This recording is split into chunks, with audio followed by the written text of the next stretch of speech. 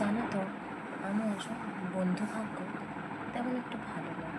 হ্যাঁ, মিশি সবার সাথে, কথা বলি, গল্প গুজব হয়, হাসি ঠাট্টা হয়, তারা তাদের মনের কথা আমার সাথে শেয়ার করে, কিন্তু সেভাবে আমি যাকে তাকে যখন তখন বন্ধু ভাবতে পারি না। কেন জানো? কারণ বন্ধু মানে তো সেই, তাই না, যে সব বিপদ আপদে, ভালো মন্দ সব পরিস্থিতিতে পাশে থাকে। অবশ্য হ্যাঁ, আমি যদি আমার স্কুল কলেজ লাইফকে মিলিয়ে ধরি, তাহলে পাঁচজনকে ভাবতাম যে আমার বেস্ট ফ্রেন্ড বা প্রিয় বন্ধু হিসেবে। তাদের মধ্যে তিনজন যারা আমার স্কুল লেভেলের বেস্ট ফ্রেন্ড ছিল, পরপর হয়েছে, একসাথে তিনজন হয়ে যায়। তো তাদেরকে ভাবতাম এই কারণে, তাদের সাথে টুকটাক বিভিন্ন জিনিস শেয়ার করতাম, টুকটাক কিন্তু সেটার দিক দিয়ে ভাবতাম যে ওরা আমার বেস্ট ফ্রেন্ড, কখনো আমাকে ছেড়ে যাবে না, ভুল বুঝবে না, আমার নামে কখনো ভুলভাল কিছু রটাবে না। কিন্তু সেটার সম্পূর্ণ উল্টোটাই হয়েছে।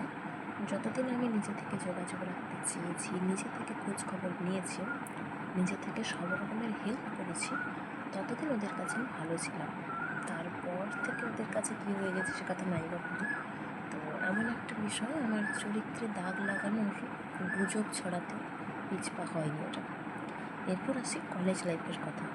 কলেজ লাইফে যে দুজন হয়েছিল, তার মধ্যে একজনের কী হয়েছিল কে জানে, মানে আগের তিনজনের মতো সেম কেস। তার যখন মনে হয়েছে যে সে পড়াগুলো আর তেমন পাবে না, কিছু না, আমি বিভিন্ন প্রবলেমের মধ্যে পড়ছি, সে তখন পাশ কাটিয়ে গেছে, এরকম একটা ব্যাপার। আরেকজন যে, সেই বরং বলা চলে আমার সত্যিকারের বেস্ট ফ্রেন্ড ছিল। তো একটা কারণের জন্য তার সাথে আমি যোগাযোগটা রাখতে পারিনি। যাই হোক, তো ওকে আমার বেস্ট ফ্রেন্ড বলা চলে, কারণ ও আমার অনেক বিপদ আপদে পাশে থেকেছে, যতটা সম্ভব মনোবল জোগানোর চেষ্টা করেছে, হেল্প করেছে। তো ওই দিক দিয়ে ওই একমাত্র ছিল। এছাড়া আমার সেভাবে কারোর বন্ধু নেই, ঠিক আছে। আর একটা বিষয় আমার সবসময় মনে পড়ে, আমি বাড়িতে মার সাথেও শেয়ার করি, যে আমি যখন ক্লাস 5-এ পড়তাম, তখন এমন কিছু আমার বান্ধবী ছিল যাদের হয়তো প্রায় বেশিরভাগ জনকে এখন চিনতে পারবো না, কারণ মুখ তো চেঞ্জ হয়ে গেছে, অনেকের বিয়ে হয়ে গেছে, অনেক বছর দেখিও নি। আমি না একটা জিনিস ভেবে অবাক হয়ে গেছিলাম, যে যখন আমি ক্লাস 5-এ প্রথম ভর্তি হই, আমার চেনা জানা যে সমস্ত বান্ধবীরা ছিল, তারা ওই অ্যাডমিশন টেস্ট, 100 নম্বরের অ্যাডমিশন টেস্টে একটু ওপরের দিকে র্যাঙ্ক করেছিল, আমি 6 নম্বর পজিশনে এসেছিলাম। তো সেটার কারণে আমাকে যেন চিনতই না, এরকম একটা হাবভাব দেখাতো, যার কারণে আমার সাথে মিশতে চাইতো না। তো ওই যে বান্ধবীগুলো, ওরা আমাকে শহরের মেয়ে বলে ভাবতো। আমার চুল কাটা ছিল একদম ঘাড়ের কাছ থেকে, তো ছেলেদের মতো করে।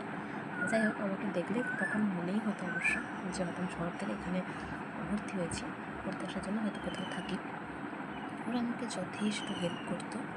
আমি জানি না ওই সব বান্ধবীরা এখন কে কোথায় থাকে, কে কোথায় কী নিয়ে পড়ছে, নাকি বা কার বিয়ে হয়ে গেছে নাকি, বেশিরভাগ জনের বিয়ে হয়ে গেছে, যোগাযোগ নেই অনেক বছর। তো ওরা আমাকে অনেক হেল্প করতো, কারণ আমি পুরো 1 মাস পর ভর্তি হয়ে মানে স্কুলে গেছিলাম, যখন ভাবে পড়ি। ওরা আমাকে বেশ হেল্প করতো, আমার সাথে বসতো, একসাথে ঘুরতো ফিরতো।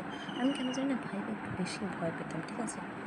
তো যাই হোক, ওদের কথাটা আমার মনে পড়ে। ইদানিংকালে আর আমার খুব একটা তেমন বিশেষ কোনো বন্ধু নেই বলা চলে, একজন মোটামুটি আছে। তো ওই জন্য বলি না যে আমার বন্ধু ভাগ্যটা খারাপ।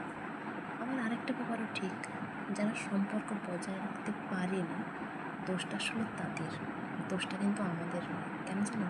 কারণ আমরা চেষ্টা করি আপ্রাণ সম্পর্কটাকে টিকিয়ে রাখতে, বাঁচিয়ে রাখতে, একটা নিষ্ঠত্ব বজায় রাখতে, কিন্তু ওরা সেটা চায় না। ওরা ততদিন মেশে বা ততটুকু সময় পর্যন্ত মেশে যতক্ষণ ওরা ওদের স্বার্থটা মেটাতে পারে। যখন বুঝবে যে ওখানে আর কোনো স্বার্থ নেই, কিছু নেই, কেটে পড়বে। এরকম আমি একটু স্ট্রেট কাট কথা বলি, তো তাই আর কি।